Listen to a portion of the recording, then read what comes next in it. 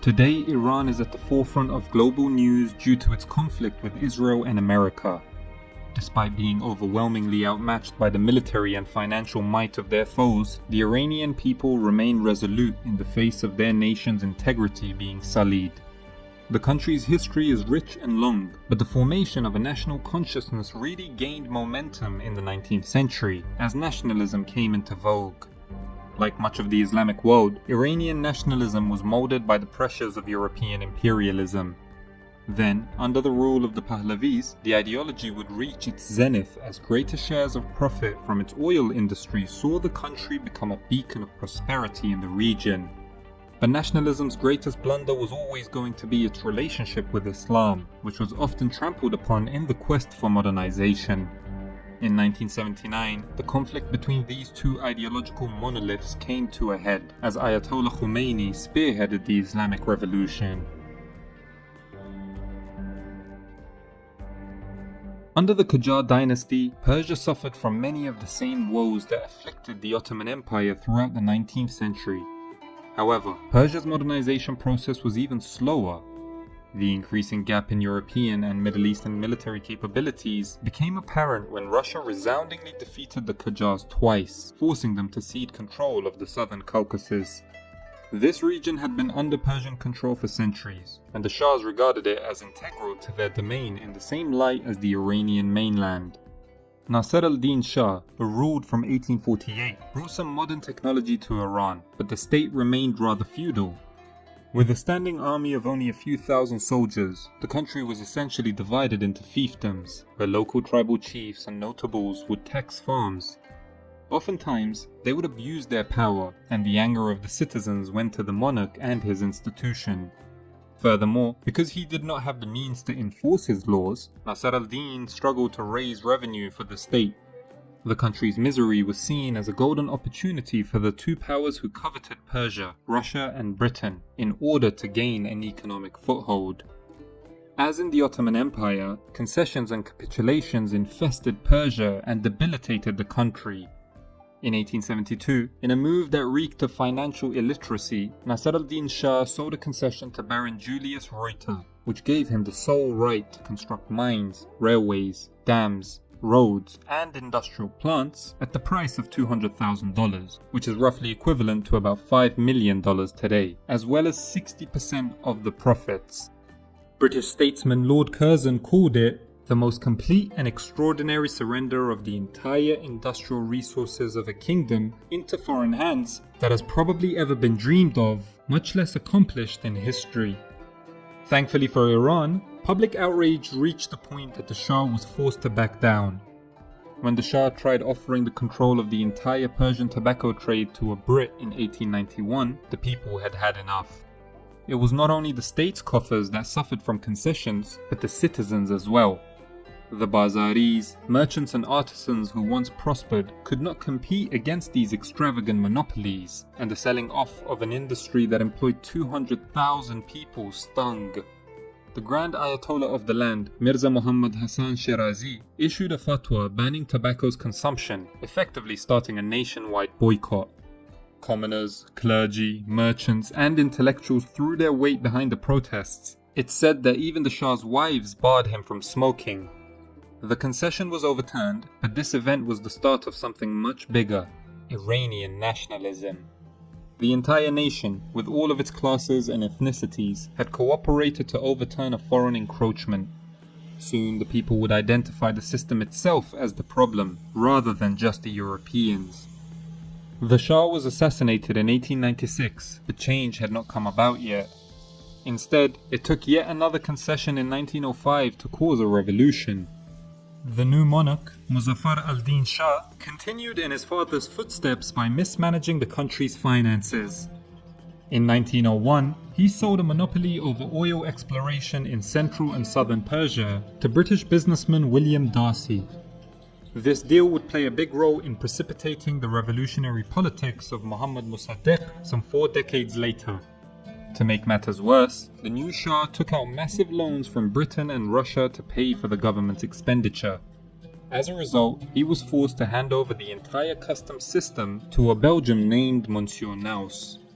rumors abounded that he would impose even steeper tariffs on the Bazaris, setting the scene for a revolution in 1905. After some violence, defections ensued, and the Shah was forced to cave. He simply did not have the funds or manpower to stop the revolution. Soon, a parliament with sweeping powers was introduced. The Majlis, as it was known, was represented with many ideologies. And, on December 30th, 1906, the Shah signed the constitution, which was modelled on the Belgian constitution. Amidst this political diversity, almost all factions had a nationalist tilt. A royalist coup in 1908, led by Muzaffar's successor, Muhammad Ali, briefly succeeded before being thrown out by mainly Bakhtiari tribal soldiers in 1909.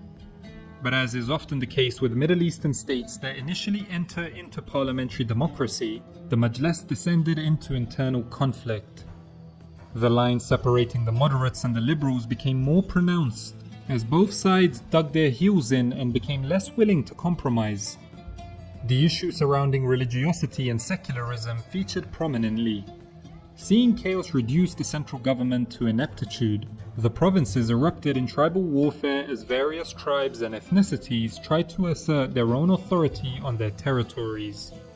The same tribal leaders who won the country back dominated different parts of Persia, negotiating separately with the foreigners and not enforcing state laws. Out of frustration, the Majlis was shut down in 1911 when a force of 12,000 Russian soldiers forced it to dissolve.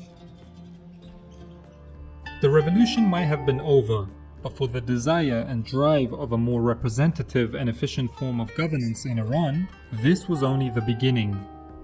Over the course of the 20th century, there would be two more major revolutions that sought to achieve the aim set out by the constitutionalists at the beginning of the century. This democratic experiment, unique in the region, was spurred on by intellectuals who were sent on scholarships to study in France and Belgium. Apart from their degrees, they obtained an understanding of nationalism that would be integral to Iranian politics for decades to come. Like its French counterpart, Iranian nationalism was initially political territorial, focusing on the state of Iran and its sovereignty rather than ethnic ambitions.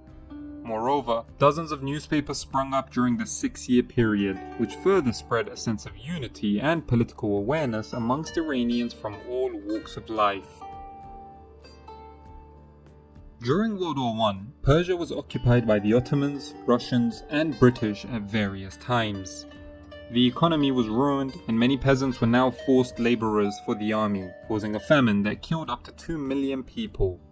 The inability of the Qajars to defend and maintain the country's sovereignty led to a certain Reza Pahlavi, head of the elite Cossack brigade, to mount a coup in 1921. In 1925, he declared himself Shah and embarked on modernizing the country by building infrastructure, expanding education, and creating a real military. Western influences on Reza Shah were clearly visible over his near 20-year reign of Iran. The nation went into a significantly more secular direction, as seen through his decisions to shut down many Islamic madrasas and Christian missionary schools, and his royal decree prohibiting women from wearing the traditional Islamic chador. He also sought to unify the country under a Persian identity at the expense of the country's minorities, and ruled absolutely. Modernizing autocrats in this period viewed the homogenization of their state as a key principle of nation building. In fact, the modern name Iran, meaning the land of the Aryans, was adopted in 1935, displaying the nationalist trend occurring at this time. Reza Shah's reign ended abruptly when he refused to disavow relations with Germany in World War II, leading to his overthrow by a Soviet-British invasion in 1941. His son, Mohammad Reza Shah, also embarked on a modernization program whilst ruling as a ruthless autocrat. He aimed to promote himself as the benevolent ruler of a new Persian empire, but could not shake off the allegations that he was a Western puppet by his people. Especially pertinent to this is when Mohammad Mossadegh was elected Prime Minister in 1951. Mossadegh ran on nationalizing the oil industry. In yet another comical concession, the British retained the vast majority of profits made from Iranian oil. He did this successfully and was wildly popular for it. Unfortunately, the price he had to pay was the MI6 and CIA collaborating with royalists to overthrow him in 1953, restoring Muhammad Reza Shah to absolute rule. The second part of the Shah's reign would see him take Iran's modernization into high gear, due to the increased stake in its own oil, which had been renegotiated to 50% in the aftermath of the fiasco with Mossadegh. In 1963, the Shah introduced the White Revolution, a series of sweeping reforms centered on land reform. Iran experienced a level of prosperity not seen in over 2 centuries, as the nation saw an annual growth of nearly 10%. Eventually, the Pahlavis' corruption took away from their credibility as reformers. So too did the repressive atmosphere cultivated by the Shah's Savak secret police.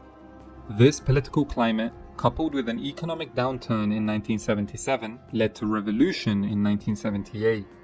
Under the leadership of the enigmatic Ayatollah Khomeini, the ulama redirected the revolutionary energy into a theocratic direction.